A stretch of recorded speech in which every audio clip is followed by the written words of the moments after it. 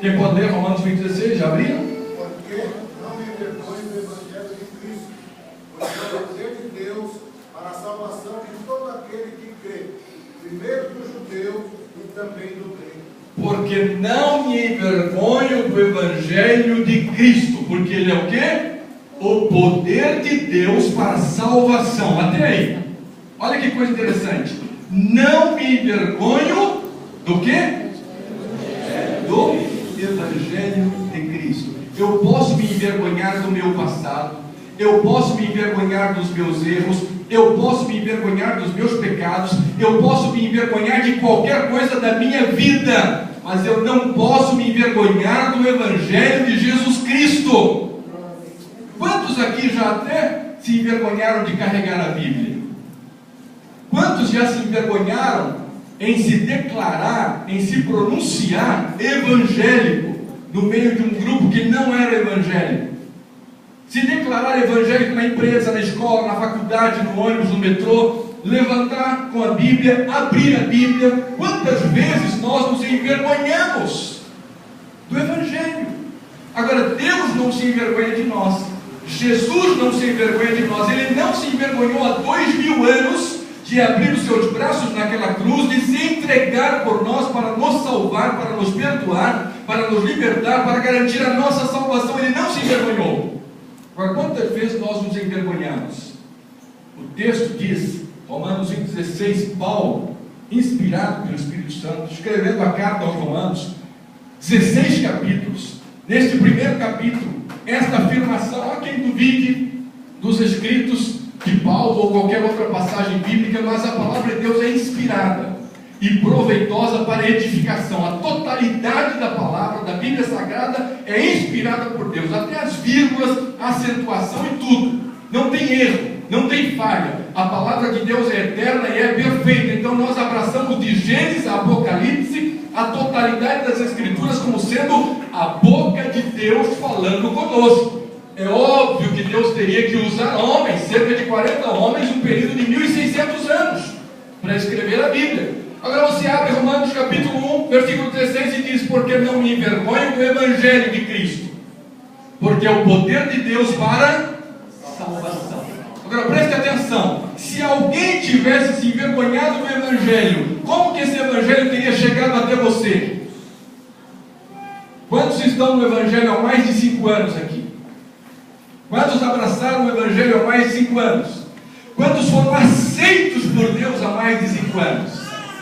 Quem está arrependido de viver o Evangelho? Quem está arrependido de ser cristão?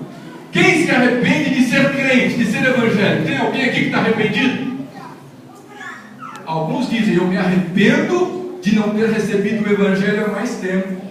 Eu me arrependo de ter entrado para o Evangelho tão tarde.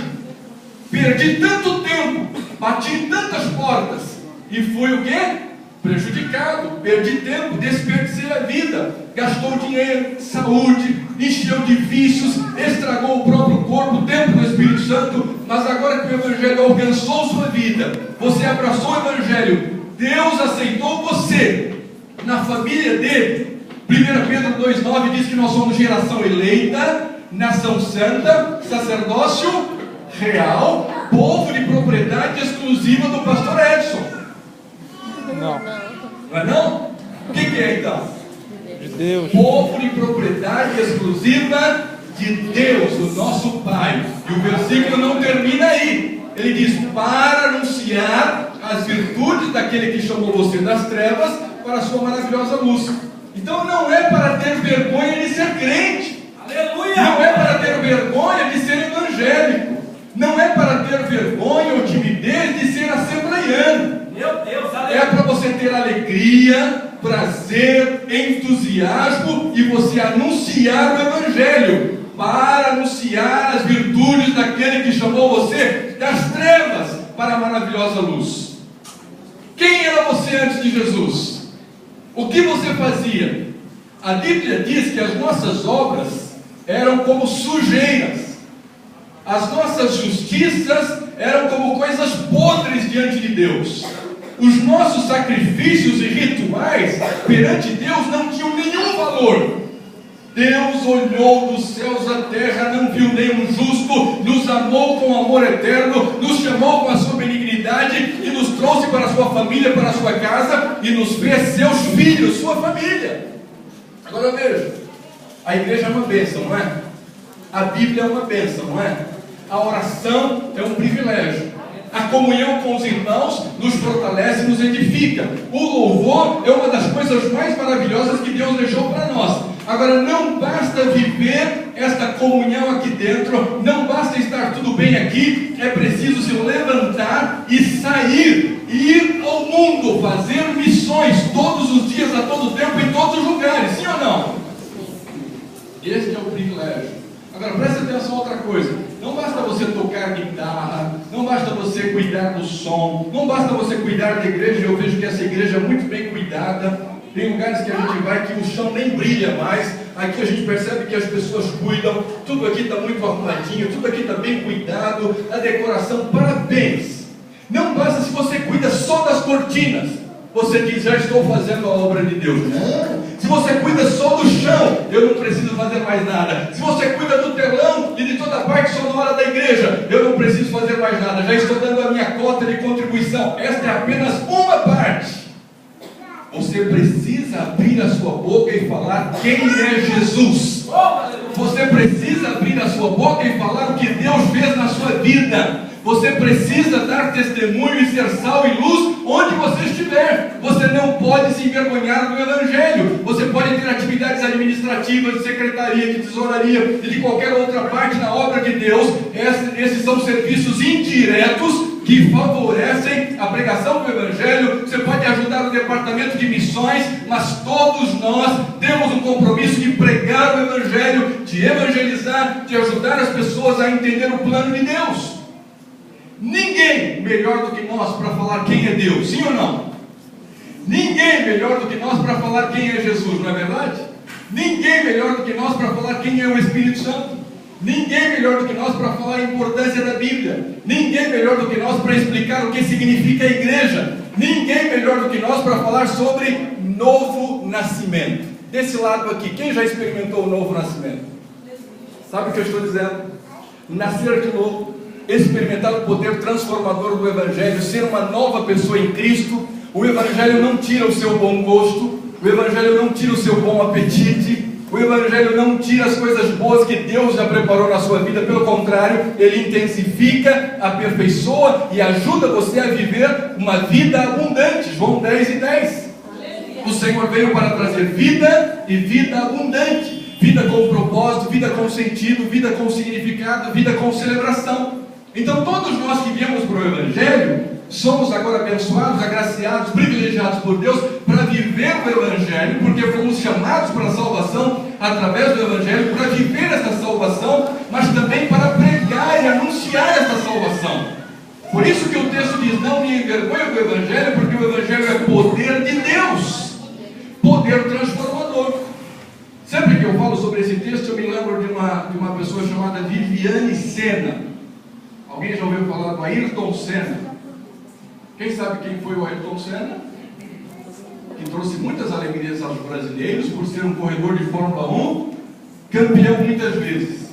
Um dia, conversando com a Viviane, ela dizia sobre exatamente esse texto, Romanos 8,16. O Evangelho é o Evangelho que traz o poder transformador. Na qualidade de uma psicóloga, de uma terapeuta, de uma orientadora, criada em lar cristão presbiteriano, ela e o Ayrton foram criados na palavra. Ele muitas vezes não tinha a característica de um cristão evangélico, pela qualidade profissional, pela sua escolha profissional, mas ele era um cristão que depois da morte dele, muitos ficaram sabendo o bem que ele fazia para muitas pessoas, a caridade, as doações, o alto volume de recursos financeiros que ele destinava para ajudar pessoas. Daí a razão de se criar o Instituto Ayrton Senna. E por que eu estou dizendo isso? Porque uma pessoa cristã que foi ensinada nos caminhos de Deus, muito bem sabia o que era o Evangelho, o poder transformador de Deus na vida de uma pessoa. Talvez o pai, a mãe, a religião de maneira geral, homens e mulheres e a educação jamais transformaria a vida de uma pessoa da forma que o Evangelho transforma. Agora veja que coisa interessante. Quantas pessoas vieram das drogas, da prostituição, da mentira, da corrupção, do ódio, da violência, porque foram alcançadas pelo Evangelho. Então o Evangelho é o poder de Deus. Agora preste atenção para entender o sentido espiritual desta palavra. Não éramos nada, estávamos condenados ao inferno. Deus nos amou com amor eterno, nos fez seus filhos, transformou a história da nossa vida, mudou o destino final da nossa trajetória existencial e investiu em nós a sua palavra através do Espírito Santo. Colocou certeza de salvação e de vida eterna em nós e colocou uma mente, que a Bíblia chama de mente de Cristo, através dos textos da palavra de Deus. E inspira cada um de nós, no abrir da nossa boca, ter para outras pessoas uma palavra de fé, sim ou não? Sim. Uma palavra de esperança, sim ou não? Uma palavra de vida, uma palavra de amor. E nós sonegarmos, deixarmos de fazer isso, negligenciarmos, significa que você está deixando que outras pessoas sejam alcançadas, tocadas pela graça, ministradas e transformadas pelo poder do Evangelho. Por isso, me dói muito ler o texto de Tiago 4,17. Quem se lembra do que está escrito em Tiago 4,17? Um por vez. Senão a gente não consegue entender direito. Como que é? Isso. Fala mais alto agora. Não conseguiu lembrar? Então eu vou te ajudar. Aquele que sabe fazer o bem e não faz, o que é? Aquele que sabe o bem que deve fazer e não faz, nisso está pecando. Olha como o texto vai apertando a gente, pastor Edson. Olha como é interessante. Eu não me envergonho do Evangelho, porque é poder de Deus para a salvação de todo aquele que crê. Quando eu não prego o Evangelho, meu amado, eu estou negligenciando, eu estou roubando de outra a oportunidade de ser abençoado, curado, ministrado e transformado e salvo. Logo Deus olha para a minha vida e vê alguém que vem para a igreja,